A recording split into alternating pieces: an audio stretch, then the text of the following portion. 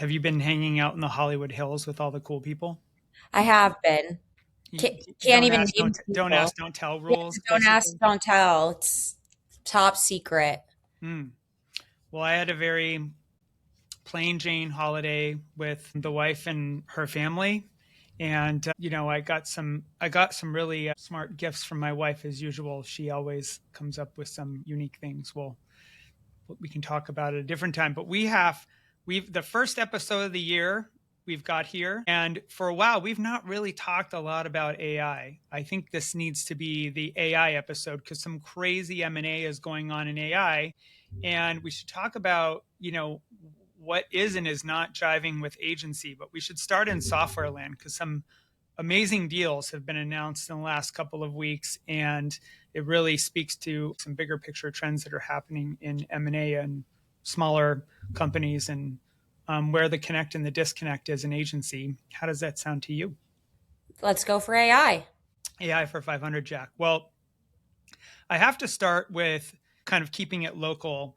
There's a Boston based company called Goldcast, and it's a really cool company.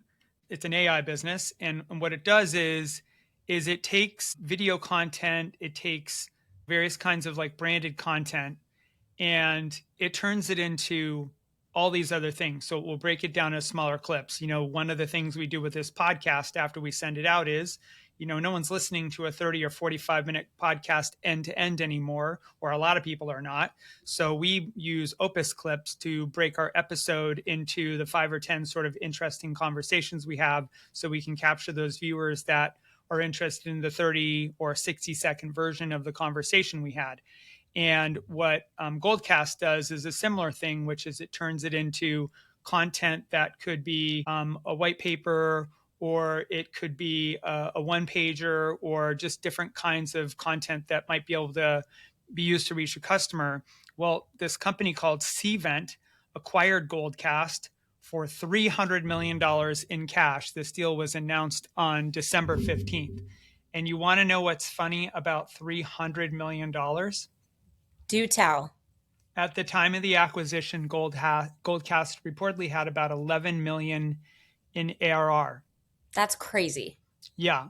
So what that means is that the that 300 million is 27 times ARR. It is also 7.8 times the cash they had raised. They had raised 38 million, and so this points to a bit of a trend that we'll get into in a minute. But who is Cvent? Are you familiar with Cvent? I am. It's a really big company. Yeah, it's a big company, and it basically, if you go to conferences, or if you go to conferences, they have software that helps you book the hotels. They have the software that helps you kind of navigate the event. They have an app-based solution.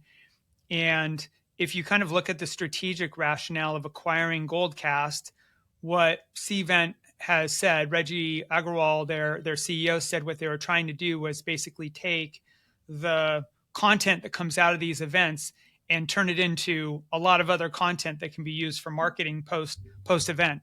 So the thesis, the rationale for the deal makes a ton of sense, but it still is like $300 million for an $11 million company. This is the AI craze in full gear. It's a pretty good deal for them. It's a good deal for Goldcast for sure. Yeah. Yeah. Now the funny thing is, there's a LinkedIn thread if you look on Goldcast's company page, where I guess some startup magazine had said that Goldcast was like the likely unicorn. How startups like Hyperbole, 300 million is not a unicorn outcome or unicorn valuation, but it certainly is a handsome return at 27 times. So yeah, congratulations, and good for them, and good for Cvent, which is a pretty boring business that now has a really interesting AI capability that will be interesting to see how they put it to work, given you and I use our consumers of Cvent wherever we go. Yeah, it's also interesting because like we haven't been seeing a lot of these crazy high multiples, right? This 27x. There hasn't been, we've kind of been in the year of recalibration, right? Like everyone's kind of been taken back down to reality. There was the 2020, 2021 craze where people were getting crazy high multiples. And then we started to really normalize. And this is, we're kind of, and we'll talk about this as we go on for what's happening with AI right now. But this is, could this be like a big return of the really high multiples for an 11 million ARR company? Yeah, the outsized multiples. So I have a theory I want to run by you, which is it used to be that SaaS multiples were pretty well established. If you follow Jam and Ball and his newsletter, he's always looking at kind of the range of market multiples for SaaS. On the low end, 4 to 5; on the high end, 9 to 10x. Of course, every once in a while, sort of these interesting deals where they exceed 10x, they're 12x or what have you.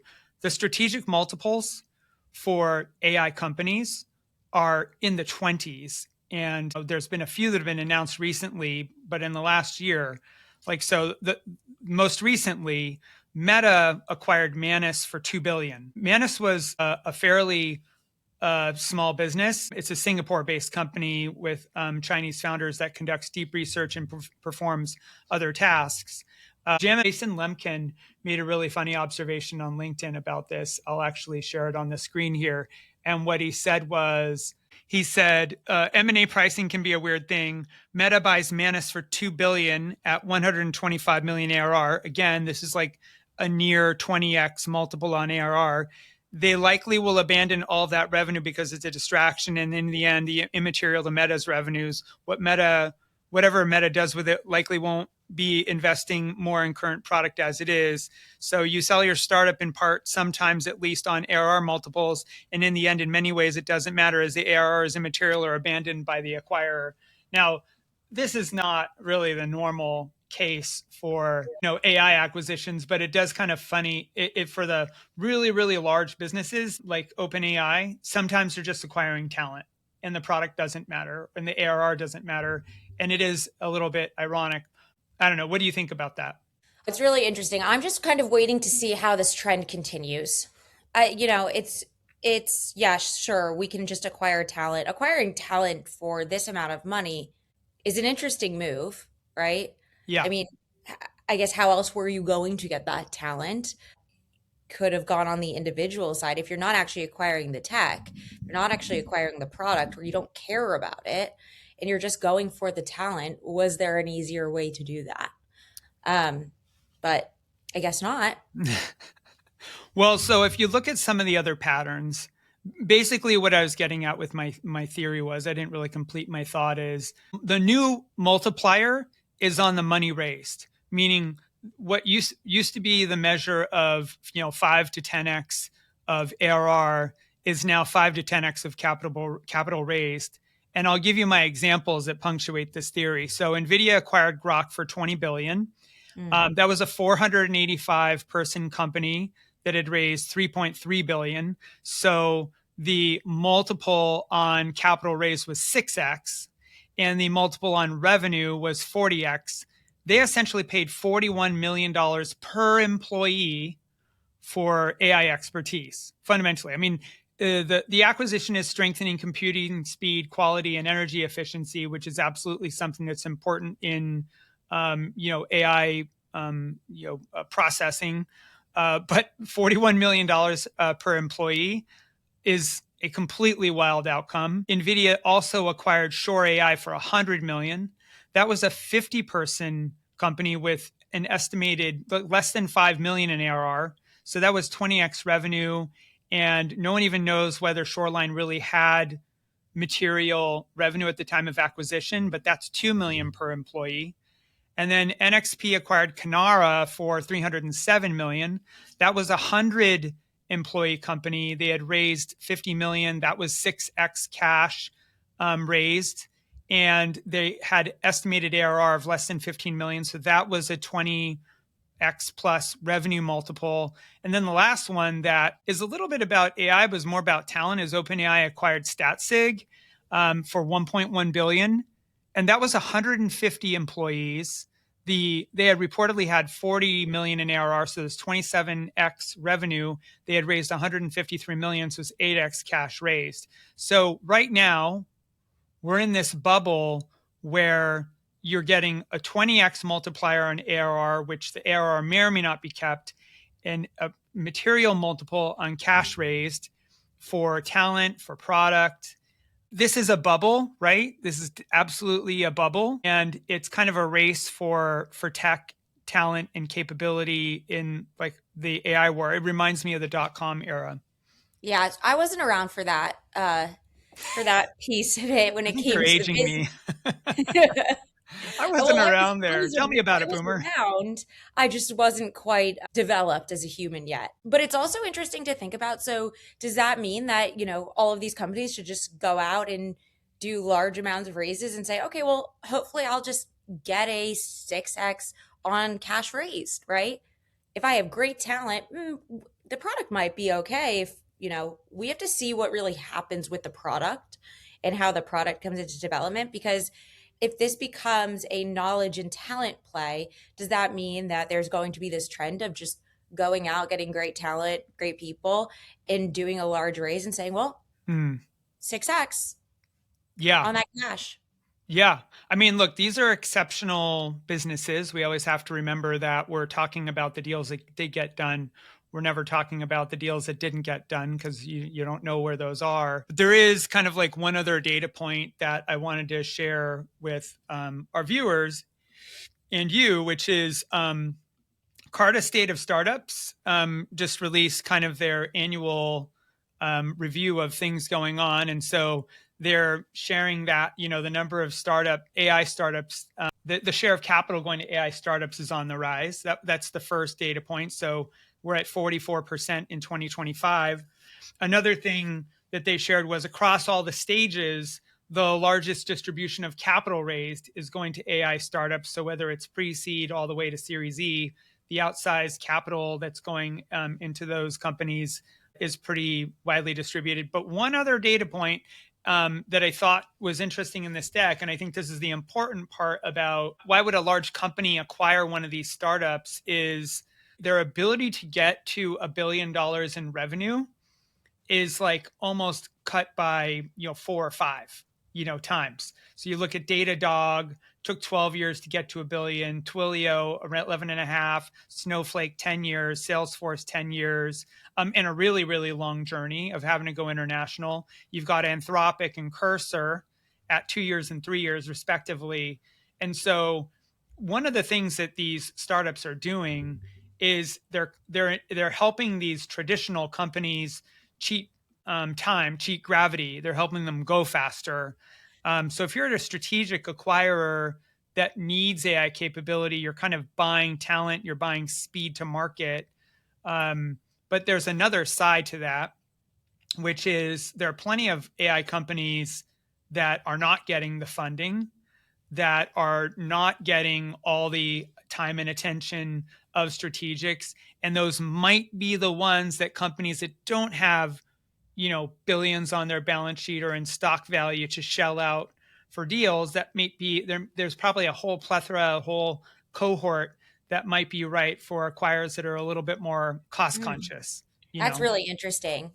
I mean, this is a time play, right? This is time arbitrage. Right? Yeah. Everyone's just Yeah. buying time as fast as they can. But actually that's a really good point. I think that the challenge is really going to be if, there are acquirers that are saying, they don't have all of this cash to play with right now, but they want to do some acquisitions. How are they going to properly evaluate these companies from a capability and a talent perspective? And I think, I just often play in the agency space, so I bring it back to that. Yeah.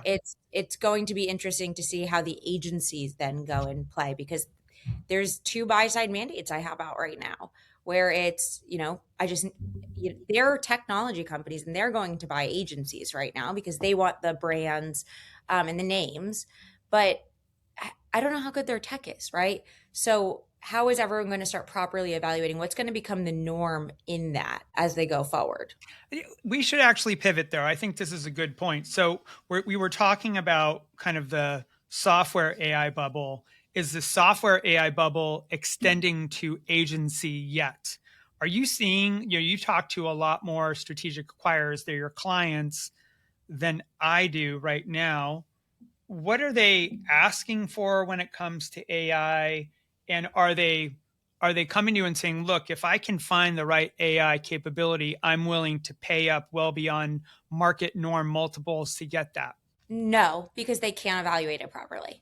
They just don't know. I think that there's a lot of talk in this space right now. There's a very large gap between, what they say and how they're actually going to go and buy.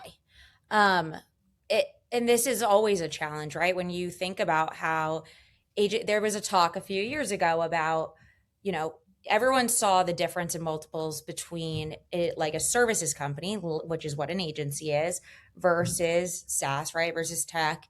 And so, they were saying, well, I have good tech. I'm going to go out and get a SaaS multiple, right? I'm going to go out as a software business to market.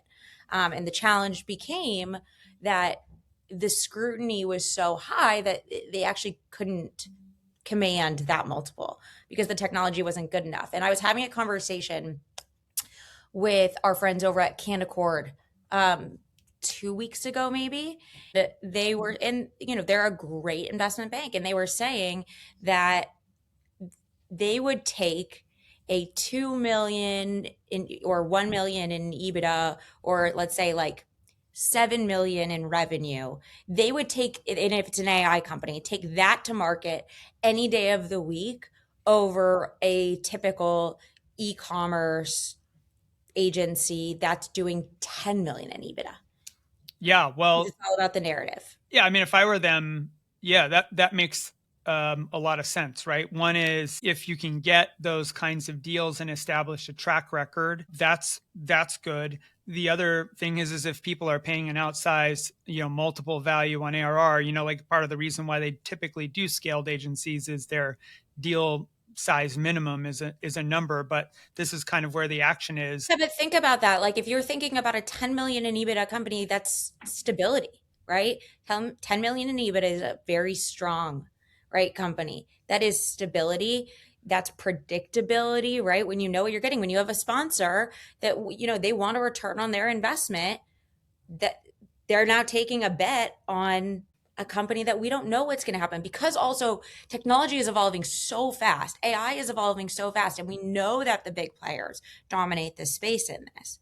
Yeah, well, I could put my finger on 20 mandates that came out this past year for 10 million plus agencies that didn't trade because they're not differentiated and they're not exciting. And it's kind of a question of what is the future of these businesses. One, in an era where the market is consolidating, and two, the AI opportunity and threat. I think the AI opportunity and threat is probably second order to how really truly differentiated are you, and what is the industrial logic of putting these businesses together. Also, because they're undifferentiated or not as differentiated, their trading multiples are lower.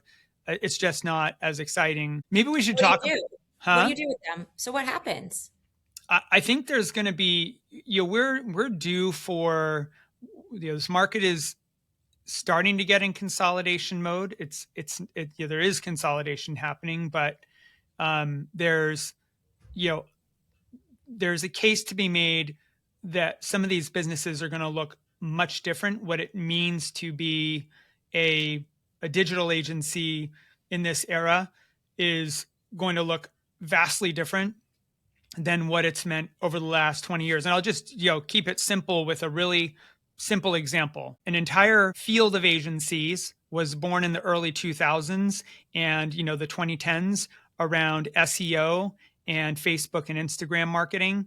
And that is all getting disrupted with GEO or AIO, whichever way you want to look at it. And there are tool sets and tech that are coming out that are taking what used to require a lot of humans and time and software that is far more basic in the way it operates. It's now becoming a lot more AI driven, and the content that mattered 10 years ago to drive organic or paid traffic is completely different from what is required now. And so if a lot of these agencies, I think, are going to go through a win or lose kind of an era where you either get on the train and figure out how to thrive in this changing world, or you don't, and you just become, a low multiple add-on for somebody who just wants some talent and some capability to tick a box for clients. Yeah, and then you need to get acquired now, kind of. Yeah. But you need to think about this you need to do it within the next probably 18 months. I don't know if the buyers are there, but let's talk about a deal that just got done that I think, kind of plays into AI. MediaMint acquired Tactical. This deal was run by our friends at Palazzo, Palazzo was the banker. MediaMint was an agentic AI solution for marketing and sales operations. They had a product called Mia by MediaMint, which is an AI agent that automates media buying and optimization, provides AI-driven campaign management, and integrates across the marketing tech stack. The kind of the thesis was, a Tactical is a full-service digital marketing agency with strategy and execution across various channels and experienced digital marketers. They're basically pairing human expertise with this AI capability. I think the public announcement was unites Tactical's digital marketing experience with MediaMint's agentic solutions. Hands down, this is going to be like the what you'll see in press releases when a digital agency acquires something with AI capability. So this is probably can be extended to other things. But one thing I noticed, and I'd be interested in your perspective on it, is if this was an outsized price deal, I think Mhm. I and the market would be talking about it. I didn't hear anybody talking about this as an outsized price deal. Did you? No, I mean the only press that I saw was right from Palazzo, right? Yeah. And the press releases that they had put out, but I didn't see a lot of reporting on it. I also wonder what's the platform that we were talking about one time that you can kind of see all of Streamer the AI. yeah, We the were gossip. talking about Streamer. So earlier, this is a great point. Earlier this year, Streamer AI got acquired by Magnite. Magnite acquired it. The consolidator, Magnite acquired it. Magnite acquired it. And look, a lot of respect to the founders of Streamer. It was a very smart product. It basically took Google listings and created 30 to 60-second commercials for local businesses. On the positive, they were first at doing this, and it was very smart, and it could have gone quite far. Strangely, it didn't get enough attention to raise a lot of capital, which is surprising to me. And the behind the scenes on the story is it was like a low to mid single digit acquisition of a fairly small business. And so that strikes me as, you know the craze that we were talking about earlier in SaaS is not quite landed on agencies. And I don't know if it will, because, can acquirers in the agency ecosystem pay the multiples that the larger acquirers can pay? Like, how does this work? How do you get to a point where AI gets an outsized valuation in our ecosystem, at least for sub 100 million agencies? Well, I think there's an opportunity right now too. That if we're saying here's where we are in the time and place right now, there's an opportunity to actually pay conservative multiples on some of these capabilities. Who Hmm. should be going and doing that? Hmm. And that would be a very smart play. If you go and you do a few and you say, well, I have a few horses in the race, I hope that one wins. And then you say, when the time comes to go and sell, and hopefully you can command an outside multiple. So there is an opportunity play to pay conservative multiples right now for some of these smaller businesses that didn't have all of this buzz and didn't have the ability to raise tons of money and put a few horses in the race. Yeah. So I guess what you're saying is, while the market in agency is not putting outsized multiples on the table for these capabilities, that's your opportunity as a strategic acquirer to avoid what could be sort of a bidding war. I could buy into that. I could say there's probably two other ways to be looking at it through the looking glass. One way is perhaps the things that are coming out right now are not outsized in terms of ROI potential for a strategic buyer to be really putting more cash on the table. Maybe they're cool, but they're not great things. I don't know. I mean, like one of the kind of AI enabled players I think about is like Smartly, which does ad optimization at scale. I know they've raised a lot of money. I don't know how they're doing financially, but I think about like what happens to those kinds of businesses.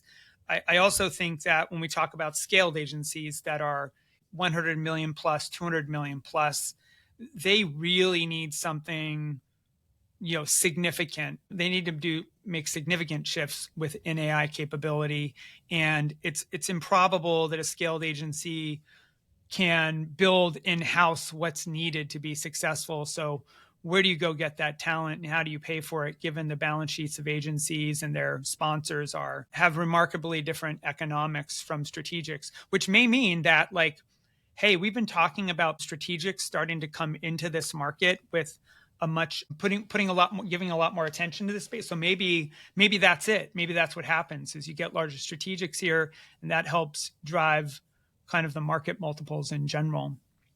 Yeah, I think that there's also, because I always go back to a seller's point of view as well, and how realistic are they going to be when it comes to their future too, Mm-hmm. right? Would they sell for a lower multiple, but at least you have that prediction, right? You have that ability to say, well, I was able to take the cash off the table, Mm-hmm. and I got acquired by, a great PE buyer, a great strategic buyer, and then there's opportunity because they're really buying me. They're buying the capability and the talent right now, and then there's opportunity for them. So, are they going to be realistic and in the future? Because I think it's hard to tell what's going to happen and if they would be able to command an outsized multiple at some point in time. And so for them, where do they come in their decision making process? Because if we think about what happened in 2020 and 2021, and we know this because these are, now the companies that we talk to every day, for 24 months, they said, well, I don't want to sell because I want a 10x. Now everyone's a little bit more realistic in what they can get on the services side.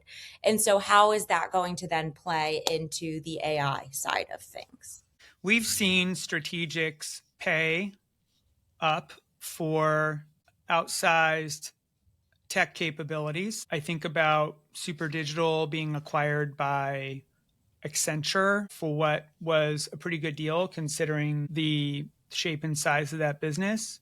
We saw Omnicom pay a 16 multiple for Mars United Commerce, which had Maryland and a pretty big tech story wrapped around it. Those are kind of, two examples. One was small and one was more scaled. So I think the point you're making about, you know, the option of fighting it out in a market where there's not a lot of venture capital that comes in to fund AI enabled tech in the agency ecosystem versus getting an exit under your belt and going after the next thing. Founders are typically repeat offenders. So you get your exit and you go and invent the next thing. Maybe we're still in the sort of early era of what tech looks like in the agency ecosystem, given the way the funding environment and the innovation environment operates today. And maybe like phase two is a year or two behind what's happening in enterprise software, which is what we were talking about at the top of the episode, is these outsized multiples and these outsized, you know, the desire of strategics to pay aggressively for. So maybe in 2 or 3 years, what it's like to be a buyer and a seller is just going to look starkly different. We'll catch up. I think that's what's going to happen. I think that we're going to watch how this plays out over the next 12 months, and this world is just going to be 12 to 24 months behind. And I think that's how everyone should also look to operate, right? It's a playbook for how we're going to be operating. Look at what happened here, and we're going to probably follow that same trend. Well, let's see. We're heading into Q1. It's going to be really interesting to see what kinds of acquisitions take place and how many references to AI enabled capability are in the pressers and in the messaging of things that have get announced. And I know I think you've it's been going to be work a big year. I yeah, think it's, yeah. you've got some deals in your hopper that you've been working on, and you haven't that are not public yet. Are you seeing any AI coming through your hopper? So funny enough, there wasn't, and what I have coming through right now, what has closed that's going to be announced in the next few weeks, it wasn't AI plays. I Mm. think that they're coming up, and that's what we're going to be working on in the first 2 quarters. And that's just because what I'm seeing from a mandate perspective, but from Mhm. what's closed, there were a few. We'll talk about those when they come out in the next. All right. Well, we've had a lot of fun talking about M&A in the AI era.